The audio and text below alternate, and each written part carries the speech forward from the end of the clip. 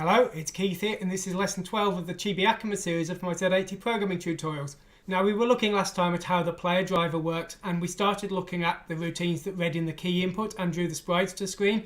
But now we're going to continue and we're going to start looking at the firing functions. These handle the actual creation of the new stars, and they're quite complex because, as I said before, the game, while it looks like a left-right shooter, is actually a 4-direction shooter, and you can shoot up, down, left and right, and you can turn to face in all directions on some of the levels. So we're going to have a look at that today. Let's make a start.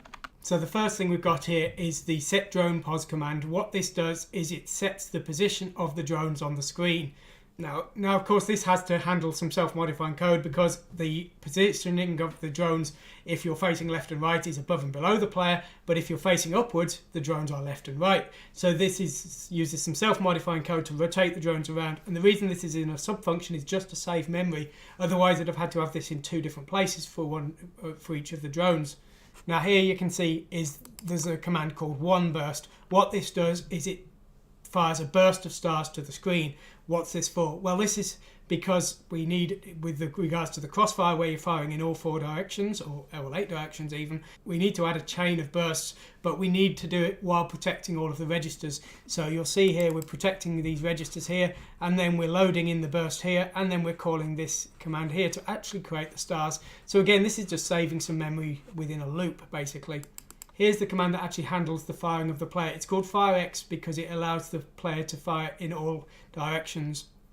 So the first thing we're doing is we're checking to see if the player is allowed to fire, because the player can't fire at maximum speed.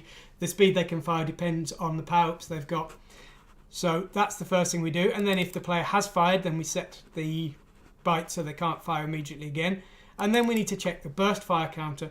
Burst fire is earned with every 100 points you get, and if you've got more than 50 burst fire, you fire in all 8 directions, but if you've got less than that, you only fire in 4. So what we're doing here is we're checking how much burst fire the player's got, and we're either using the X-fire or the X-fire small pointer, which will define one of these two burst patterns. Notice that X-fire rolls into X-fire small here, so these 8 would be used for X-fire, but these 4 would be used for X-fire small, and the 0 here is the end of the commands.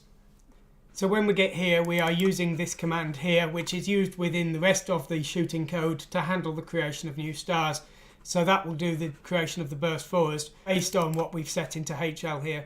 Now, player fire 4D is the regular firing button method. Now, it's called 4D because it can fire up, down, left and right. It was an extension of the original player fire function that was used by the original ChibiAkumas 1.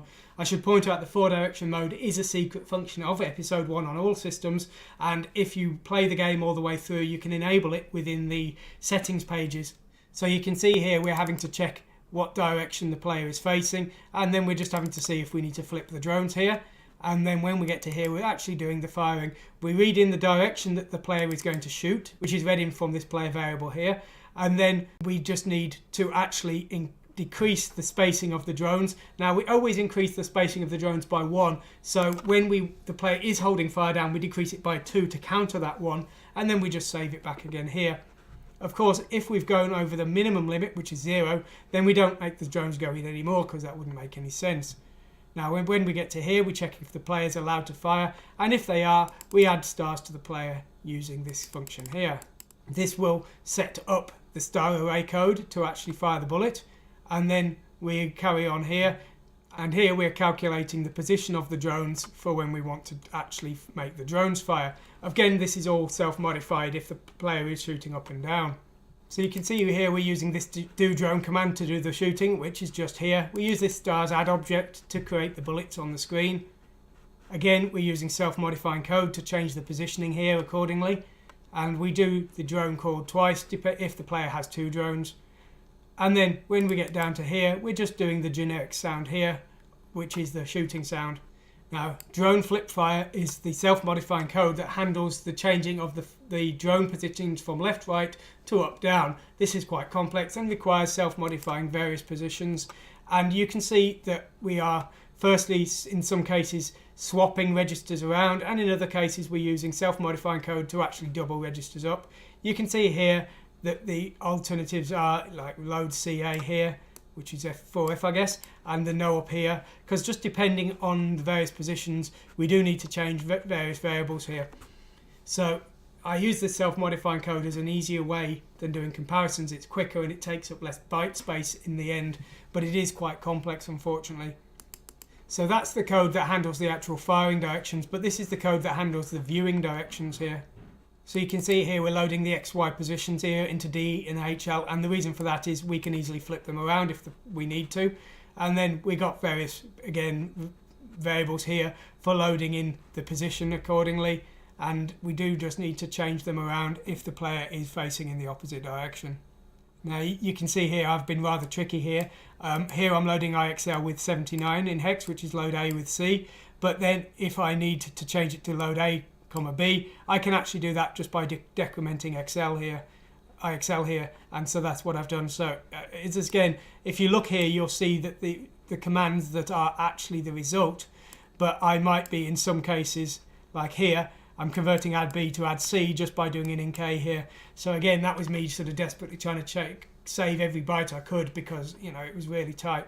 Although ironically, I have found some savings while I've been looking through the code doing this. Maybe I was doing a bad job earlier, or I'm getting better at programming. I'll leave that to your judgment. So here we're returning out from once we've made these changes. Now these are the commands that actually face the player in the directions to shoot, because again, this all with the very early versions of ChibiAkumas, this used to be all built into the code, but when I needed the ability to fire in 4 directions, I needed code that I could self-modify in. So you can see here we're loading in B and C with the correct directions here. And so this is loading in the bullet type and the offset of the sprite information here into BC, and then it's being applied here into the shooting code and also the sprite definition here. Now fire save and restore and fire save, these are relating to the 4 direction mode, where one fire button will save the shooting direction for future use and the other fire button will just fire in whatever direction the player happened to be shooting at that time. So we've got save and restore to actually update the current shooting direction, and fire and save to just continue firing in the same direction as before. And so you'll see we're rolling into the fire save code here with the save and restore code here. Now we come on to the smart bomb. The smart bomb procedure is pretty easy. We flash the screen, just a cosmetic effect of course. We wipe out all the stars, the enemy bullets on the screen, and we convert all the enemies into coins. So what do we do there? Well, the first thing is we need to wipe out the stars. So we use this memory flush LDIR command here. Now this is actually used in other places as well for clearing the screen quickly. So yeah, reusing code there to save some memory, always important. And then what we're doing is we're going over the object array, the raw data of that object array, so we need the size here, and then we're finding the life and we're checking the life. Now if the life is 255, compare 255 is 2 bytes, but an ink A will hit 0 if it was 255, so and that's only 1 byte, so we're quickly checking if the life is 255 and we're skipping if it is. The reason for that is that the life 255 is used for the boss enemies as a marker, so we don't want to change that because we'll end up wiping out bits of our boss enemies, which won't be good. So that's what we do there, and then we check the program of the object. Now if the program is less than 16, that is something that won't be wiped out by a smart bomb. These are certain special objects and also things like power-ups, because power-ups have to, in quotes, hurt the player, because otherwise the collision won't be detected, but they don't actually hurt the player. So we're checking there if our object doesn't have a life of 255 but does have a life that hurts the player, and also if the object has a program that's greater than 16, then we actually need to create a coin. So what we do firstly on the V9K here is we create a burst of particles, but otherwise on the regular system what we do is we create a coin. So we need to set it to seat to one of the living players, which is what we're doing there. Then we set the sprite to the coin sprite. Then we set it to with a life, and again it has to hurt the player so that the collision is detected, but the player, when the coin hits them, won't be hurt, and we'll see that later.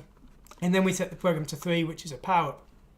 Once we're here, we're just looping around the rest of the object array, pretty straightforward. And then this is a call that can be run from the level code via the jump block of the core. This will quickly do the smart bomb effect. There's some cases where we do need to do this. And here's the effects part, which will play the sound using this routine here, and it will also set the background code to make the smart bomb flash there. Pretty straightforward really. here's the collision detection code for the player. So if an object has hit the player, we run this player hit routine. Now the player hit routine is executed with the memory pointer to the player's variables within HL. You can see that here. And so we're storing that for later use, and then we need to check what the player has actually hit. So we're checking the program first, and if the player has hit an object with the custom hit handler, we need to run some special level specific code here. If they've hit something that's not a 3, then we need to jump to the hit injure routine, which will actually reduce the life of the player. And then if we've got to here, they've actually hit some kind of power-up, and we need to work out what power-up they've hit.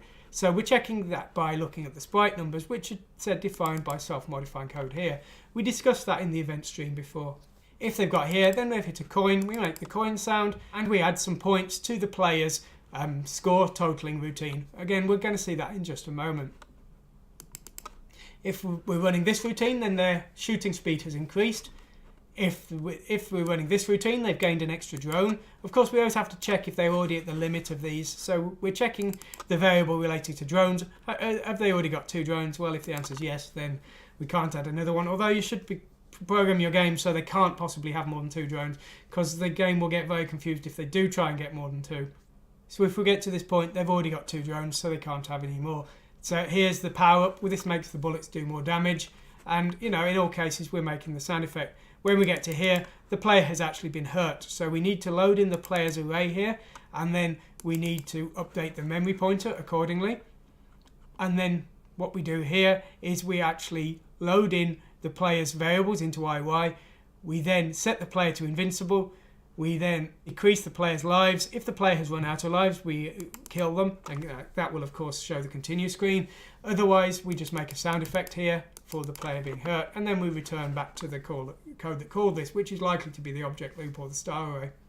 So if we get to here, the player has run out of lives, we zero the smart bombs because we need to get them off the screen.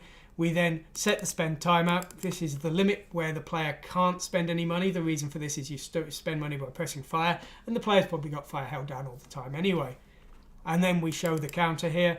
And if we're running on the CPC+, we need to stop the sprites from drawing here. So there we go. So we've covered a lot of content there. We've covered it pretty quickly, but hopefully you understand pretty much what it all does. Now, that's the second part of the code. There is a third part, but it's quite different because unlike these 2 parts, the third part is just the user interface, so the score and things. We're going to look at that next time anyway. Hope you've enjoyed this time. Thanks for watching and goodbye.